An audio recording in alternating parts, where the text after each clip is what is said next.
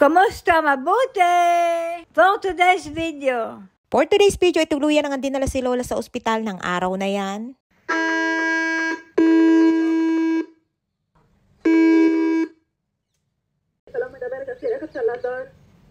Salamat, kanito halas minope, anilo margisato.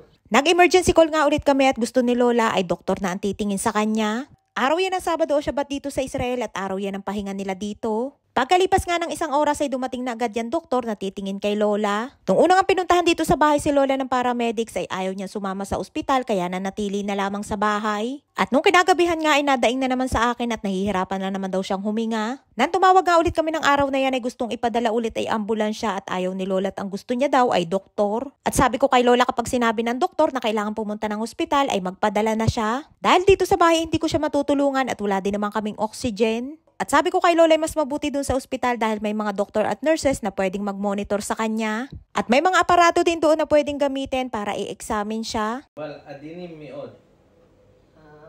צריכה לעשות צילום. בסדר? יש לי מים בריאות? אוי ואבוי. איך זה נהיה?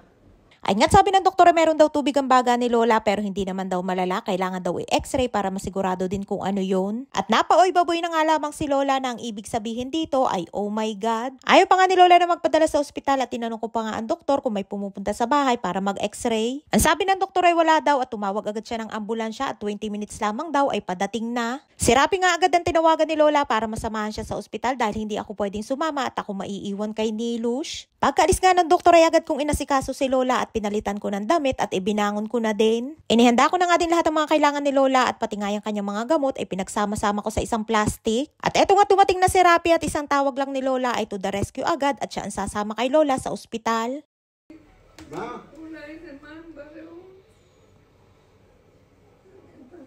Ay nga't nang dumating si Rapi at kinamusta niya si Lola ay nag-iyak na si Lola at sabi kay Rapi ay baka daw may tubig ang kanyang baga. Nagpapapalit nga si Lola sa akin dyan ng tsinelas at ang binigay naman ni Nilush ay sapatos na ditakong pa. Ang sabi ko nga hindi pwedeng isuot ni Lola dahil delikado at hindi naman pupunta si Lola sa pasyalan kundi sa ospital. Kagulo na nga kaming tatlo dyan dahil pinagpipilitan ni Nilush na yan ang isuot ni Lola. At nang tingnan nga ni Lola at sa kakulitan ni Nili ay inihagis na ni Lola. Dyan nga itinawag na ni Lola si Nili para magpaalam dahil padating na ang ambulansya.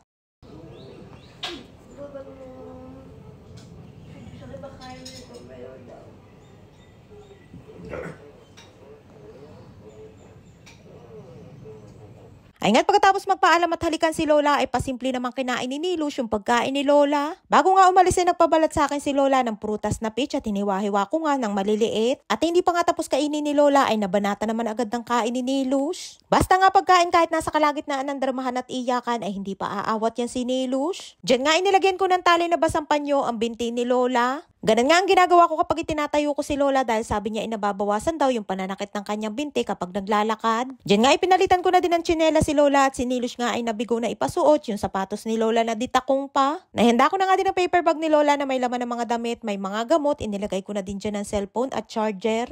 Ayaw na ayaw nga ni Lola na pumunta ng ospital hindi dahil sa natatakot siya kundi nahihirapan siya sa pagbiyahe. Sumasakit ang katawan niya lalo na yung likod at bewang. Diyan nga ay nag-iiyak na naman si Lola at sabi ko huwag siyang mag-alala at makakauwi din naman agad siya. Gusto ko nga nasamahan na talaga si Lola sa ospital dahil masanay si Lola sa pag-aalaga ko at mas gamay ko ang pag-aasikaso sa kanya. Ang kaso ay mas kailangan ako ni Nili dito sa bahay at hindi pwede na wala siyang kasama. Nakakaawa nga si Lola at halos maiyak na nga din ako nung sinabi niya na baka hindi na daw siya makabalik dito sa bahay. Sabi ko nga kay Lola huwag siyang magsalita ng ganun dahil hindi mangyayari yun at ang lakas-lakas pa niya. Sa kondisyon at edad nga ni Lola ay masasabi ko na napakalakas at napakatibay niya.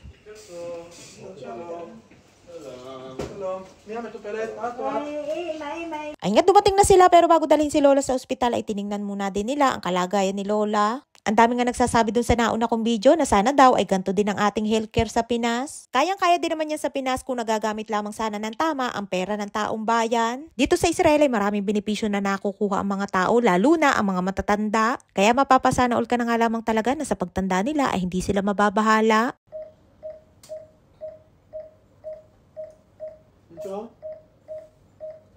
יש טיפה, אבל צריך לנסוע לבית חולים, גם יש לך דופק מהיר. צריך לבדוק למה. Ay nga't sabi niya meron nga daw konting tubig ang baga ni Lola at kailangan na dalhin sa ospital. Ini-ECG nga din si Lola at ang resulta ay mabilis ang tibok ng puso. Nakaka-stress nga ang ganitong sitwasyon na may nararamdaman si Lola at kailangan pa nga na dalhin sa ospital. Kahit nga ganun si Lola na lagi lamang nakahiga sa kama at bihira lamang bumangon ay hindi yan sakitin, yung tipo na kailangan dalhin ng ospital. At sa kanila nga magkapatid ni Imadora ay masuki pa sa ospital si Imadora. Huli nga si Lolang nadala sa ospital ay noong 2022 pa nang sumakit ang kanyang tiyan dahil sa kanyang bato sa abdo. Buti na nga lamang din at agapan ng nararamdaman ni Lola dahil sa edad niya na magda 91 na ay mas delikado kung lumala pa. בסדר, צריך לעשות בדיקות דם וצילום חזה, לראות למה קשה לך לנשום, בסדר? סיבוב קטן, סיבוב רק להסתובב ולשבת. באיזה כיוון שאת רוצה? סיבוב. Ay nga't for the go na si Lola at inililipat na sa kanilang dala na upuan. Paglipat pa nga lamang ng upuan ay hirap na si Lola at natatakot nga din siya na maupo dyan dahil sa laki niya ay baka siya ay mahulog. At paglapat pa nga lamang ng puwetan ni Lola sa upuan ay palirit na agad sa takot na mahulog. At dahil nga nahihirapan si Lola na makahinga ng ayos ay nilagyan na din ng oxygen. Paalis na nga sila at gusto pa ni Lola ay itali ko yan sa kanyang ulo. Ang kaso ay sabi ni Rapi ay wag na daw kaya ang sabi ko ay ilagay na lamang sa paper bag at baka kailanganin. Pero hindi din pumayag si Lola kaya bago pumasok ng elevator ay dali-dali kong itinali sa kanyang ulo. Ay nga't hindi sila kasya sa loob ng elevator kaya yung iba ay naghagdan na lamang.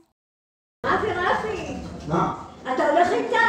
אני הולך איתה. Loob makom ba maalit? Arte dagitob.